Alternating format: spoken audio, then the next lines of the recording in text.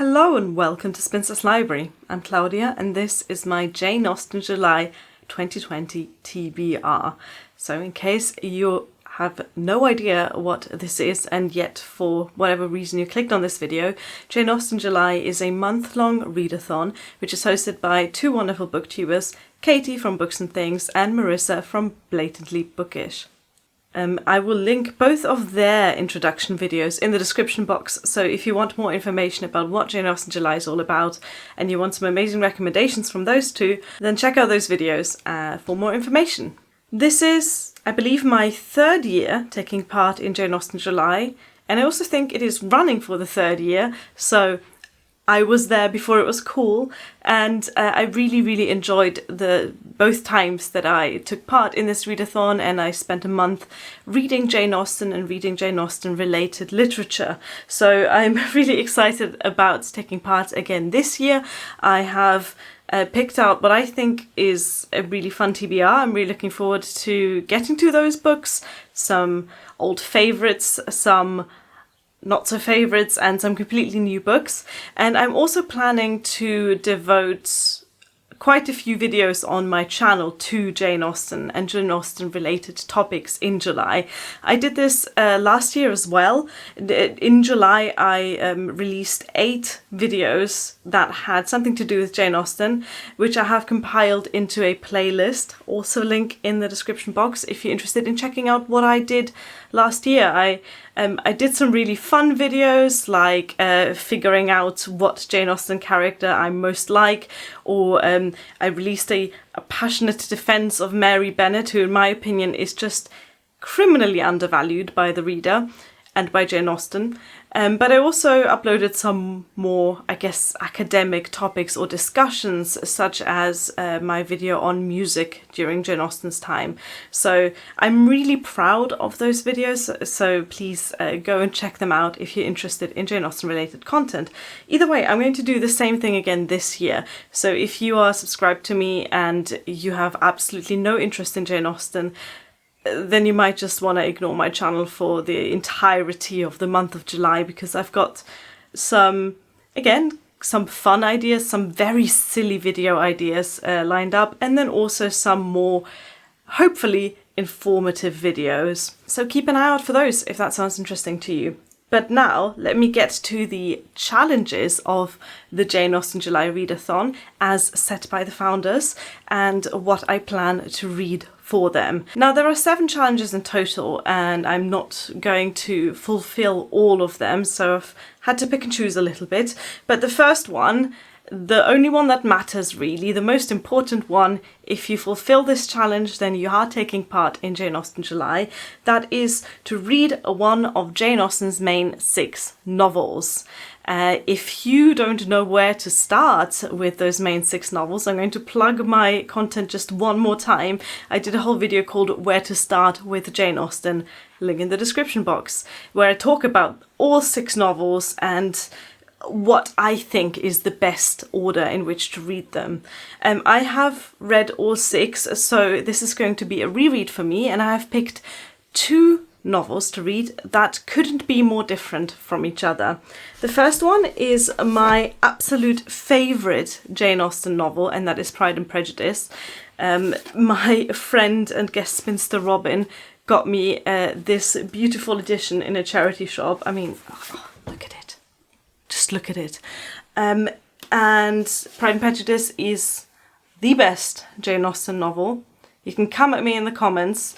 It is as close to perfection as a book can get, in my opinion, and I know I will savour every word of this. I am going to read this alongside lots of other people who are taking part in the Pride and Prejudice Readathon, which is hosted by Katie and by Marissa on Goodreads. So I'll be taking part in that readathon, and I'm really looking forward to the discussions about this. You know, it's just such an old favourite. It's like a warm hug in book form. I'm just so in love with this book and very much looking forward to reading it once again. The second book that I've picked for this first challenge, as I said, is the complete opposite for me, and that is Mansfield Park. I don't like this book at all. I forced my way through it in the first Jane Austen July that I took part in. It's the only Jane Austen novel that I gave 2 stars to. I really disliked it, and I cannot understand people who enjoy this book. So, being the sort of prejudiced bitch that I am going to give this another go, because there must be something about this book that people really like, and I'm determined to discover what that something is. I'm planning to read this and record my reaction to it. I've done a few videos like that previously where it's like a reading vlog, but I just give my quick opinion after every single chapter of this book. Just checking to see how many chapters there are. Oh great, Roman numerals. XLVIII. I think that's 48. It's a lot of chapters of a book that I really didn't enjoy last time. But like I said, I'm determined to give this another chance. I will not be holding back with my opinion of it, but I'm also hopefully going into it with an open mind, and I am prepared to love this book as much as I love the other 5 novels by Jane Austen. The second challenge for the readathon is to read something by Jane Austen that's not one of her 6 main novels. Now there are a few options there. There are unfinished Jane Austen novels, there are short stories and juvenilia, but I have decided to have a look through her letters. I got this Oxford University Press edition of Jane Austen's Selected Letters. On the back it says that this contains very nearly 2/3 of Austen's surviving correspondence. It's kind of a shame it doesn't contain 3/3 of it, all of it, but maybe the other third is just, I don't know, shopping lists and quick notes that really aren't that interesting to the reader.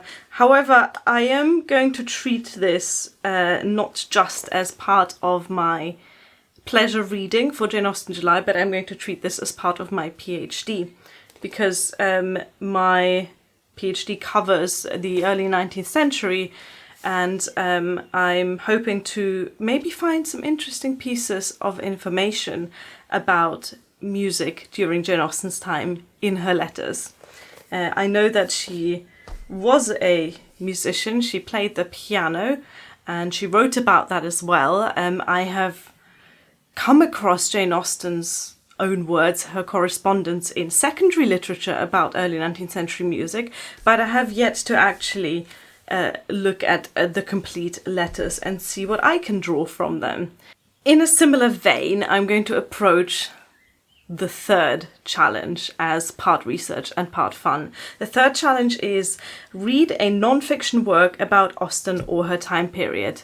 As I've already mentioned, I do that kind of almost all day, every day, because the time period that I'm looking at for my musicology PhD is overlapping with Jane Austen's lifetime.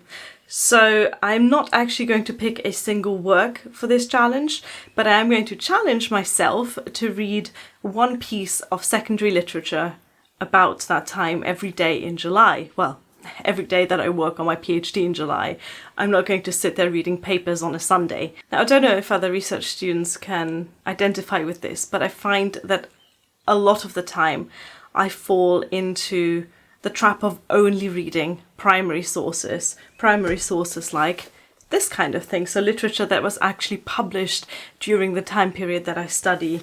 And I have got a whole big folder of journal articles that I need to get through, and so I'm going to use this challenge for Jane Austen July to help me get through that enormous pile of papers and journal articles and book chapters that are about Jane Austen's time period. Now, I don't know how much I'm going to discuss this on my channel, because a lot of what I'm going to read is going to be incredibly specific stuff that probably isn't of interest to most people watching this. Let's just pull one random article from this. This one, for example, reads Mariano Castro de Guisdor, I know I mispronounced that, and the vogue for the Spanish guitar in 19th century Britain. Be honest, you're probably not interested in that, and that's fine. So just know that I will be reading one article like that every single day and hopefully learn a lot about Jane Austen's time period. Let's move on to challenge number 4, which is to read a modern retelling of a Jane Austen story. I'm not going to actually do this one because otherwise I would have too much reading to do. I have read Jane Austen retellings previously, and as a genre, I'm not a huge fan of them. However, I did want to mention one that is releasing this year. I'm not 100% sure if it's already out or if it's coming out, but I'll link information for this book in the description box as well.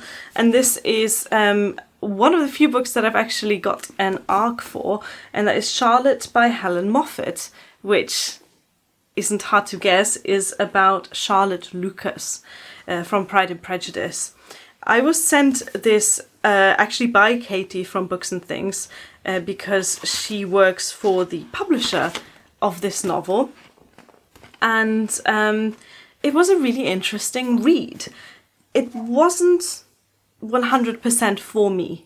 I want to say I'm too much of a purist, which sounds really horrible and elitist, but what I mean is that I don't like anything messing with the authenticity of the original, which is also why I'm super picky about adaptations. If you remove this book from the whole canon of Pride and Prejudice, it is an enjoyable read. It's a fun historical novel following Charlotte Lucas throughout the events of Pride and Prejudice and after.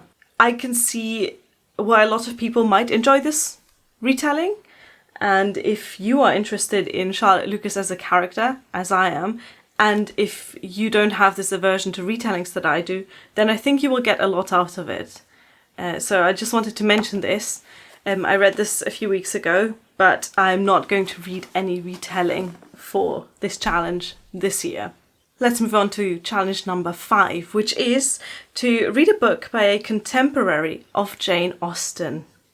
I love this challenge.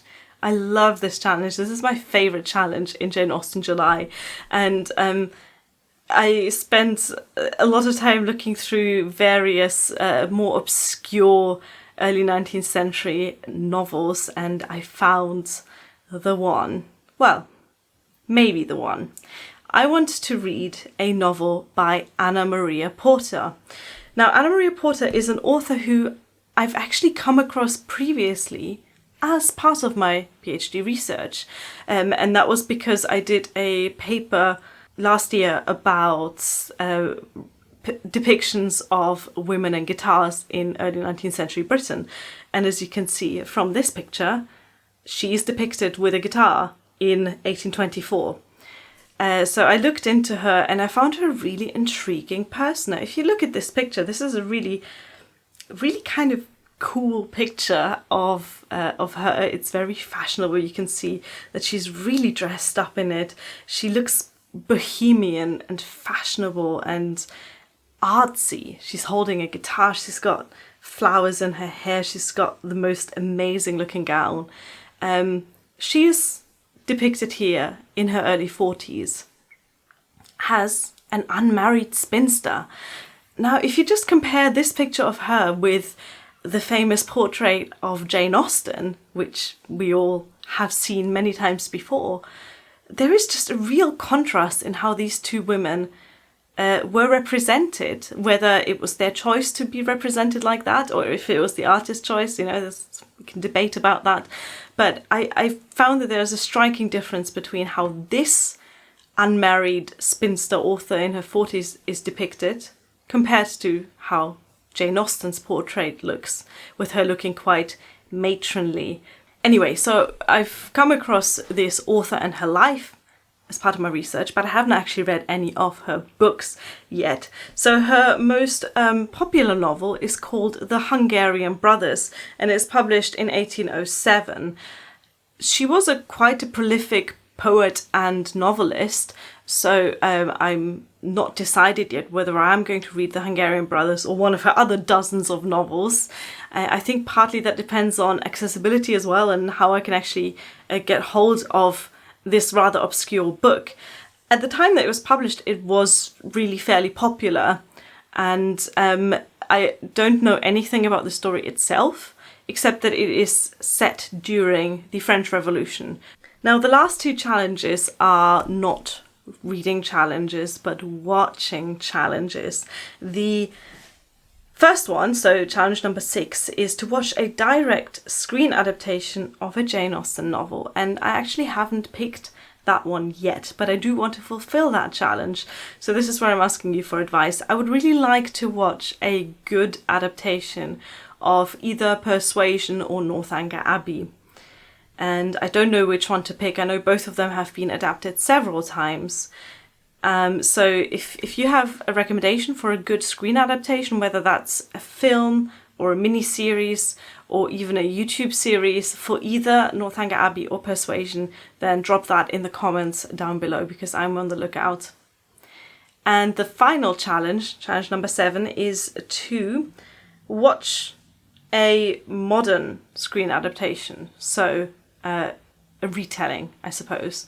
And this is one that I already wanted to watch last year but didn't get to, and it is the Bollywood adaptation of Pride and Prejudice called Bride and Prejudice.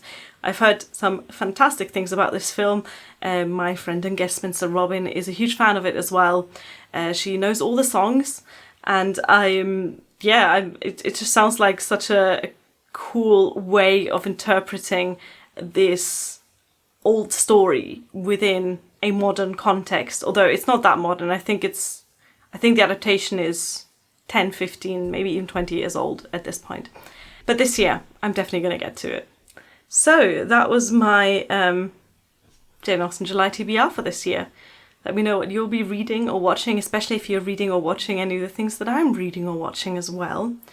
And let me know, by the way, if there are any specific video requests you have from me for Jane Austen July. Obviously, I can't promise that I'll be capable of doing the video requests that you have, but I'd like to know if you have any particular wishes for this channel in July. Right, this video is already long enough, so thank you for watching. Bye!